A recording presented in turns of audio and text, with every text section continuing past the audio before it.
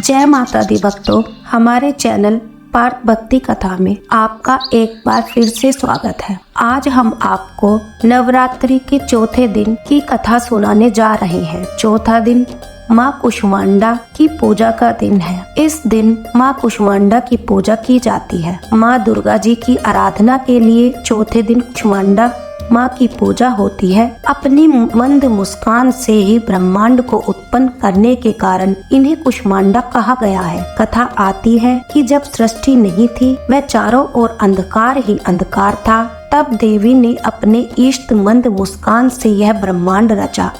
सृष्टि की आदि स्वरूपा आदि शक्ति कुष्मांडा ही है। इनका निवास सूर्य काल में है।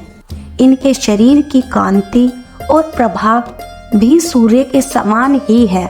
अन्य कोई भी देवी देवता इनके तेज की बराबरी नहीं कर सकता। संपूर्ण ब्रह्मांड में अवस्थित तेज इन्हीं की छाया है। इनका निवास सूर्य लोक में है। इनके शरीर की कांति और प्रभा भी सूर्य के समान ही है। अन्य कोई भी देवी देवता इनके तेज की बराबरी नहीं कर सकता। संपूर्ण ब्रह्मांड में अवस्थित तेज इन्हीं की छाया है। ये अष्टभुजा देवी के नाम से विख्यात है। इनके हाथों में क्रमशः कमंडल, धनुष, बाण, कमल पुष्प, अमृत कलश, चक्र तथा गदा है। 8वें हाथ में सिद्धि एवं निधि देने वाली जपमाला है। इनका वाहन भी सिंह है।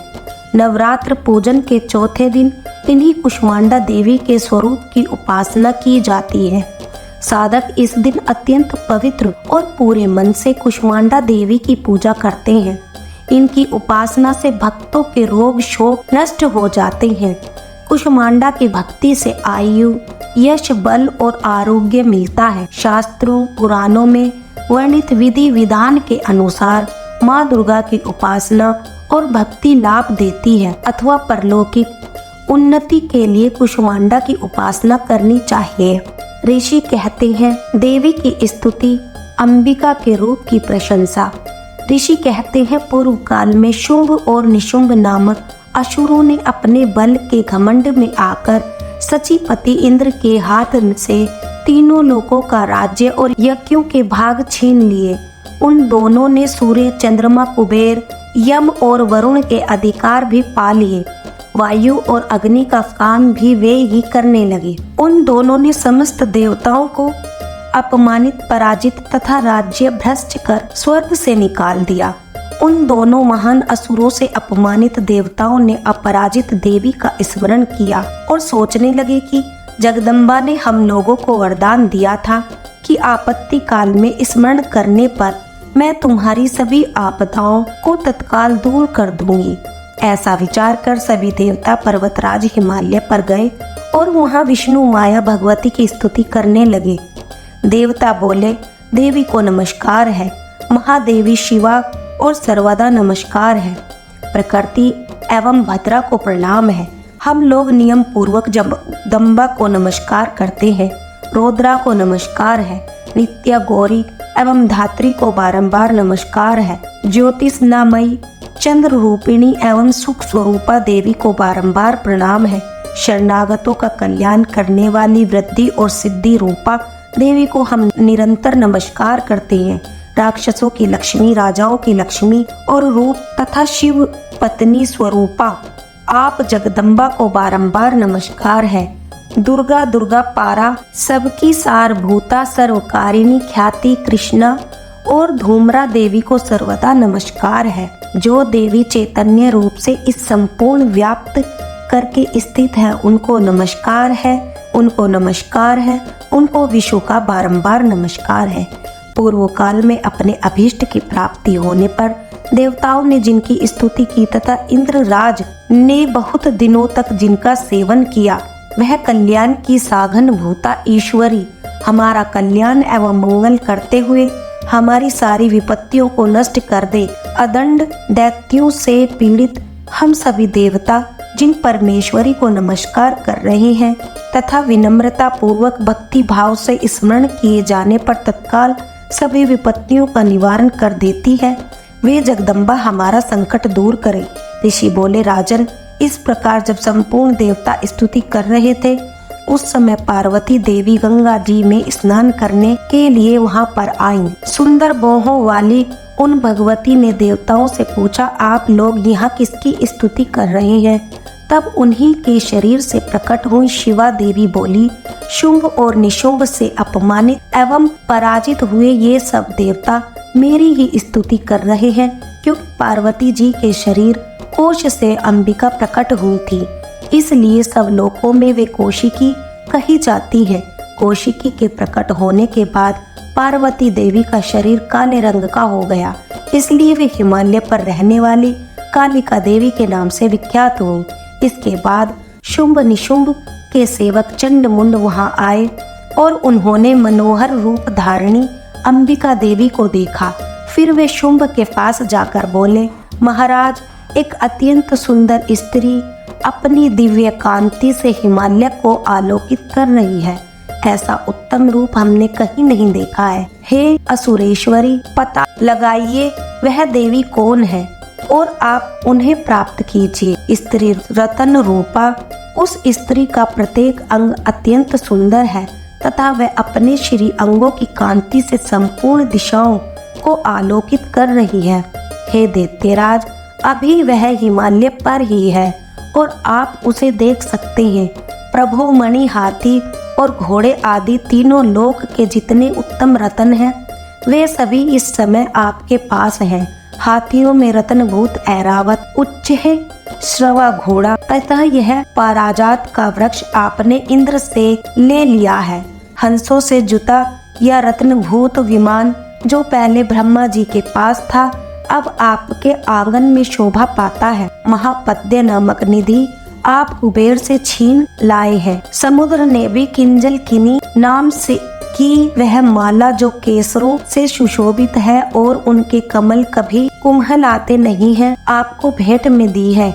सुवर्ण की वर्षा करने वाला वरुण का छत्र आपके घर में शोभित है तथा यह श्रेष्ठ रथ जो पहले प्रजापति के अधिकार में था, अब आपके घर में शोभा पाता है। हे दैत्येश्वर, मृत्यु की उत्क्रांतिदाता नामावली शक्ति भी आपने छीन ली है। वरुण का पाश और समुद्र में होने वाले सभी रत्न आपके भाई निशंभ के अधिकार में हैं।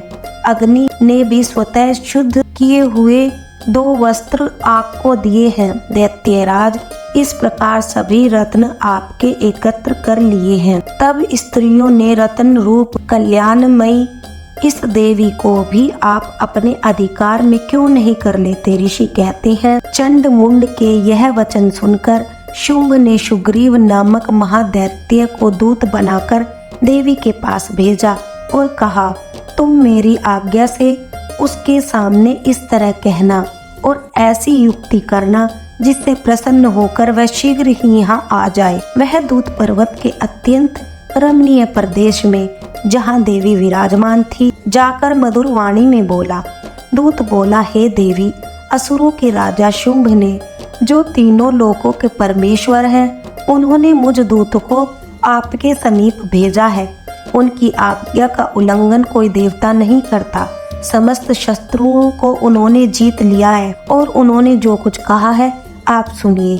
तीनों लोक और समस्त देवता मेरे अधीन हैं और यज्ञ के संपूर्ण भावों को भी मैं ही पृथक पृथक ग्रहण करता हूँ। तीनों लोकों के उत्तम रत्न हमारे पास हैं और इंद्र का वाहन ऐरावत हाथी भी हमने छीन लिया है। समुद्र मंथन से जो अश्व रत्न उच्चैः श्रवा प्रकट हुआ था, वह भी देवताओं ने बड़े विनय पूर्वक मुझे भेंट कर दिया है। हे शोभने, इसके अलावा अन्य जितने भी रत्न देवता गांधर्व और नागों के पास थे, वे सभी हमको प्राप्त हो गए हैं। हे देवी, हम तुमको संसार भर की स्त्रियों में रत्न समझते हैं, इस कारण तुम भी हमारे पास आ जाओ, क्योंकि रत्नों को भोगने वाले तो केवल हम ही हैं। हे चंचल नेत्र वाली, आप रत्न रूप हो, इस कारण मुझे तथा बलवान मेरे छोटे भ्राता निशुंभ को पाकर सुख को भोगिए। हमको ग्रहण करने से तुम्हारे लिए अतुल ऐश्वर्य मिलेगा। ऐसा अपनी बुद्धि से विचार कर हमारी स्त्री हो जाओ। ऋषि बोले, दूत के मुख से इस प्रकार के वचन सुनकर जिस भगवती दुर्गा ने संपूर्ण संसार को धारण कर रखा है। वह भगवती मुद्रा गंभीर भाव से मुस्कुराती हुई कहने लगी। देवी बोली, हे दूत, तूने इस समय जो कुछ भी कहा है वह सत्य है, इसमें कुछ भी झूठ नहीं है। शुंभ तीनों लोकों का राजा है और निशुंभ भी उसी के समान है, परंतु इस विषय में मेरी जो प्रतिज्ञा है उसे मैं किस प्रकार झूठी करूं। मैंने अपनी अल्प बुद्धि वश जो प्रतिज्ञा की है उसे सुनो।